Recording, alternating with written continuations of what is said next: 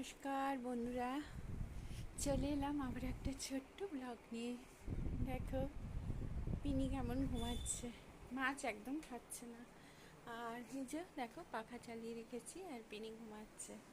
আমার হাজব্যান্ড চলে গেল পুরুলিয়া, আর এবারে তো কলকাতায় আবার জয়েন করবে। যাই হোক, কলকাতায় চলে এলে ভীষণ ভালো হয়, তবে পুরুলিয়া একটা ভালো জায়গা ছিল। কলকাতা হলে মানে ভালো, খুবই ভালো, সব কিছু যাতায়াতটা সহজ হবে, কিন্তু ওখানে তো থাকতেই হবে, উপায় নেই। যাই হোক, দেখো বাচ্চাদের ভাত হয়ে গেছে আর মেঘলা আকাশ দেখছো, বৃষ্টি কমছে না। আজকে আমাদের পাড়ার মাঠে পুজোর প্যান্ডেলের বাঁশ পড়েছে, খুব ভালো লাগছে। আর যতই বয়স বাড়ুক, পুজো একটা আলাদা জিনিস, মানে আবার বৃদ্ধ বনিতা সকলের আনন্দ বলো। যাই হোক, আর এই দেখো ভাত হয়ে গেছে আমার, গরম ধোয়া ওটা ভাত হয়েছে। ভাতটার তলায় একবারে দেখা যাচ্ছে না, দুজন খাবো তো, আমি আর মেয়ে। আর দেখো এখানে এটাতে কি আছে, রুটি আছে, সুজি আছে, এগুলো তো দেখাচ্ছি না।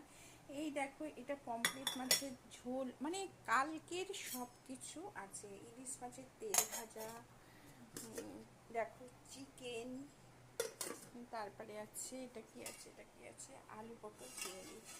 তাহলে আজকে আর রান্না কি করব বলো। আর এটাতে মানে পনির রাখা আছে, পনিরটা করবো একটু। আর এটাতে কি আছে, এটাতে সুজি করেছি জলখাবারে, আর হাজবেন্ড খেয়ে গেল।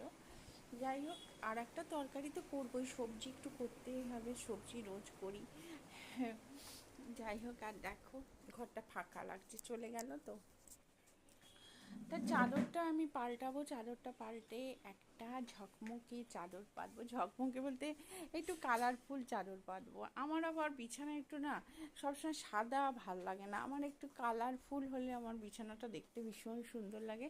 আর দেখো গাছগুলোতে সকাল সকাল আজকে জল দিয়েছি, ওয়েদারটা দেখো। আর এই যে, আর জল দিয়ে দিয়েছি, আর এই ঘরটা এখন আমি লাগবো এবার গুছানোতে।